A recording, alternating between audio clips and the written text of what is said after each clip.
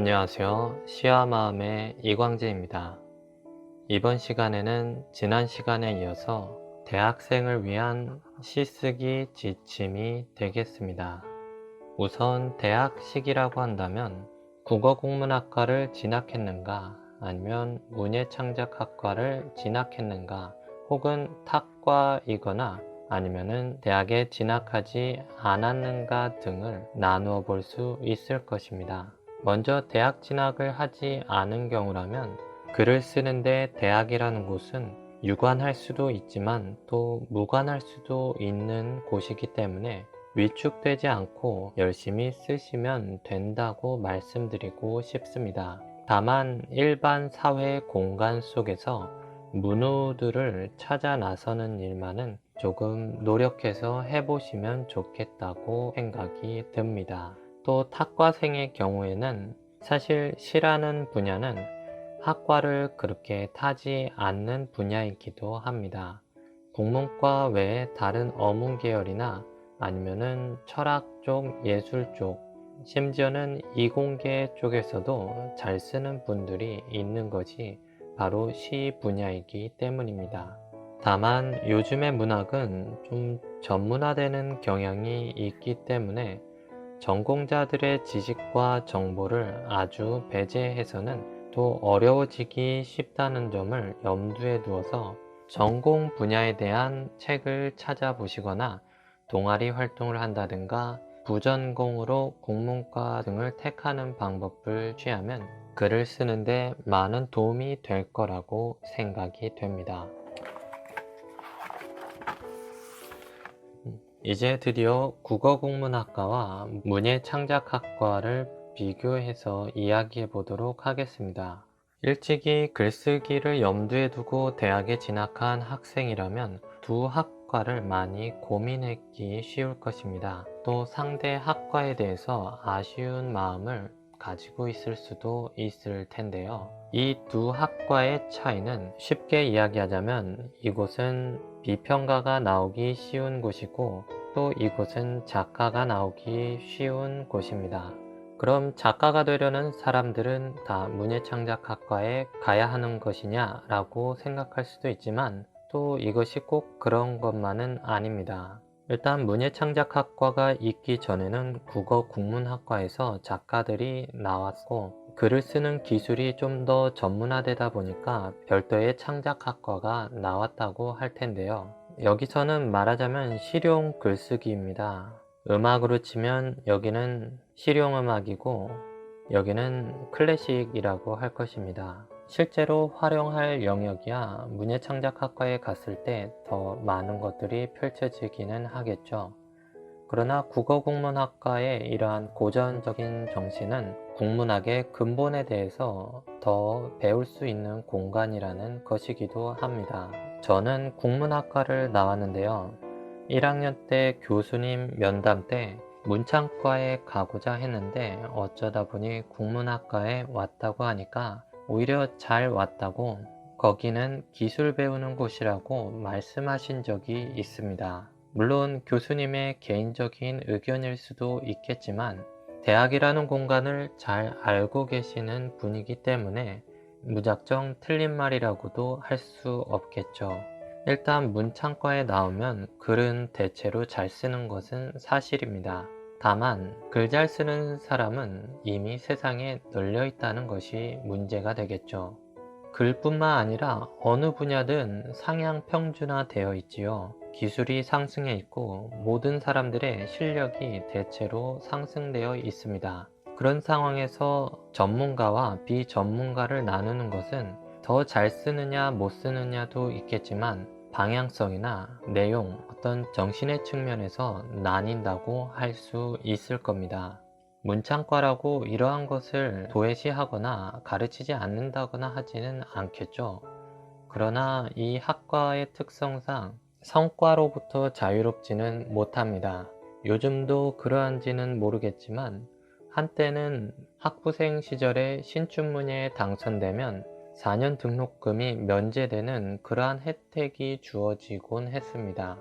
그런 상황에서 학생들은 당연히 성과를 내는 데에만 몰두하기 쉽겠죠. 그러니까 국어국문학과는 있어야 할 글이나 가치 있는 글이 무엇인가를 고민할 여유가 있다면 문창과에서는 이른바 먹히는 글을 쓰는 데 바쁠 수 있다는 것입니다.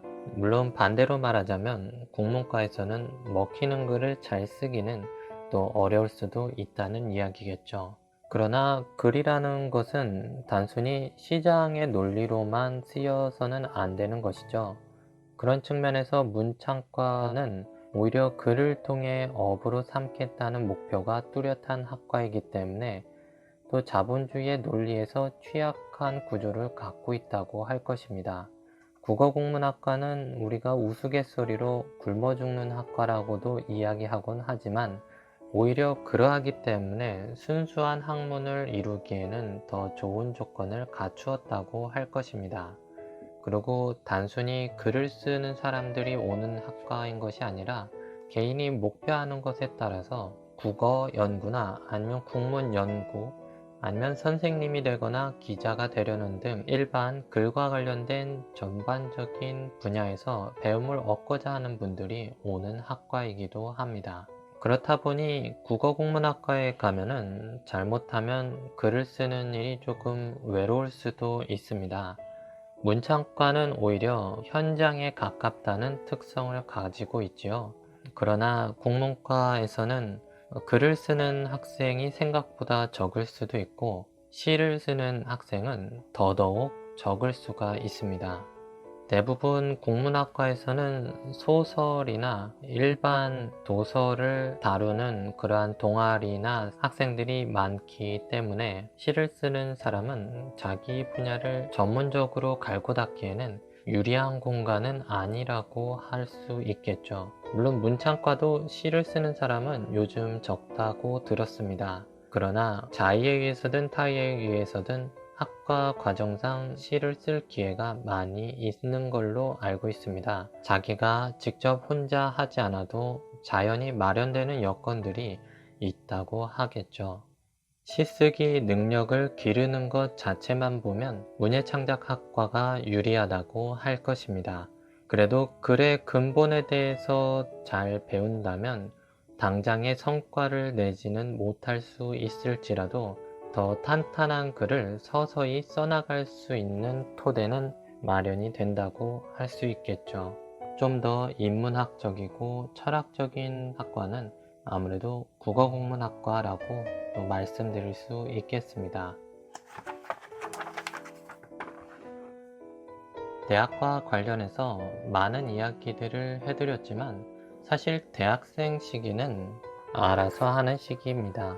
어느 학과를 갔든 대학을 갔든 안 갔든 결국 글을 쓰는 것과 관련해서 알아서 해야만 무언가를 이룰 수 있는 시기이죠.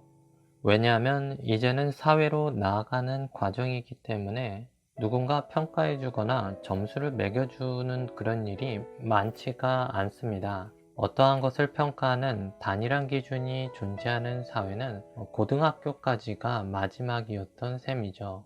대학생이면 어쨌든 알아서 자기의 삶을 꾸리고 챙겨야 하는 시기이기 때문에 결국엔 이 시기에 중요해지는 것도 글 쓰는 사람으로서의 책임감을 갖는 일이라고 할 것입니다.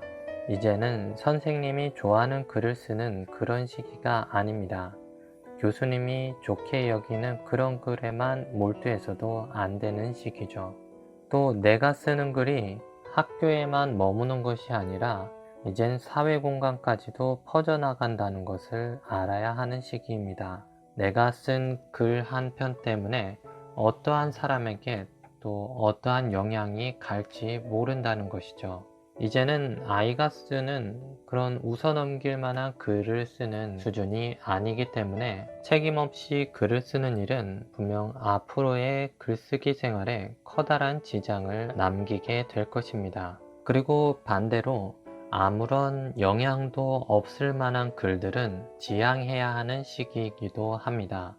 적당히 잘 썼다고 해서 칭찬해 줄 사람은 아무도 없는 시기죠. 각자가 바쁘고 이제는 사회인이라서 자신에게 이득되지 않고 도움이 되지 않는 일에 그렇게 신경 써주는 사람이 존재하지가 않습니다. 대학교 1, 2학년까지야 조금 유순한 분위기가 있겠지만 그 이후에는 그냥 사회 속의 한 공간이라 봐도 무방하다고 할 것입니다. 혼자만의 감상에 젖은 글은 이제 아무도 읽어주지 않습니다. 혼자만의 감상에 젖은 글에서 벗어나 이제는 여러 사람에게 읽힐 수 있고 또 영향이 갈 만한 글을 써야 할 시기이지만 꼭 여러 명을 감동시켜야 한다는 강박을 가질 필요는 없다고 하겠습니다. 단지 속임 없이 어떤 한 사람만은 지극한 감동으로 이끌 수 있는 그런 글쓰기를 지향한다면 많은 사람에게 영향을 미치진 않아도 그 영향력의 총량은 결국에는 비슷할 수도 있는 것이겠죠. 다른 책들은 읽지 않고 신춘문예 당선진만 보고 흉내내는 그러한 글쓰기로는 절대로 지극한 감동을 주는 글은 쓸 수 없을 겁니다. 이때는 배우는 자세는 좋지만 답습해서는 절대 안 되는 시기입니다. 이미 있는 것들은 피하거나 넘어서야 하는 시기이며 대학생은 이제 지식인이기 때문에 자신의 것을 창출해 나가는 것과 더불어서 무언가를 읽더라도 책장 속의 책을 읽는 것이 아니라 현실의 사람과 시대를 읽을 수 있도록 해야 합니다.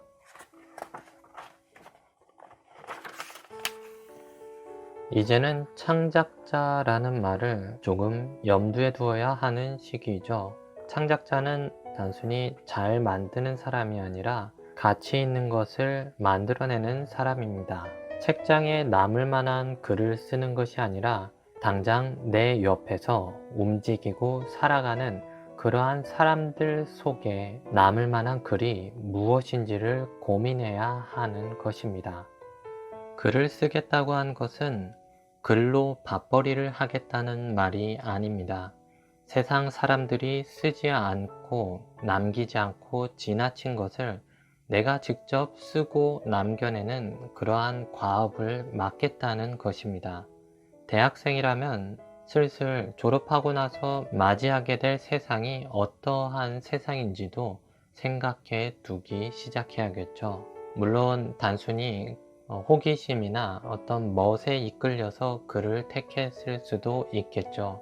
또 모든 대학생들이 성숙한 마음을 가지고 있는 것은 아닐 겁니다. 그러나 그럴지라도 이제는 전문성을 갖추게 되는 시기라는 것을 외면하거나 잊어서는 안 되는 것이겠죠.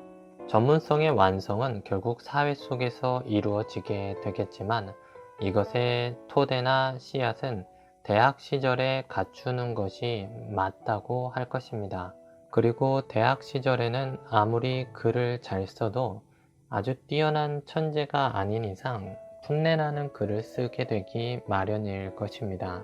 왜냐하면 학생들 수준에서 잘 쓰는 글을 써야 하는 것이 아니라 이젠 일반 성인 사회에서 잘 쓰는 글을 써야 하기 때문에 고작 20년 살아서 쓴 글은 따져봐야 50년, 60년 인생에는 아주 싱겁고 별 볼 일 없어 보일 수도 있다는 것이죠. 그러니 고작 20년 살았는데 잘난 척 하지 말고 또 누군가를 함부로 평가하고 재단하고 다니지도 말아야겠죠. 목표하는 것은 높지만 현실은 어설픈 시기입니다. 그렇다고 해서 너무 다급해지지는 마세요.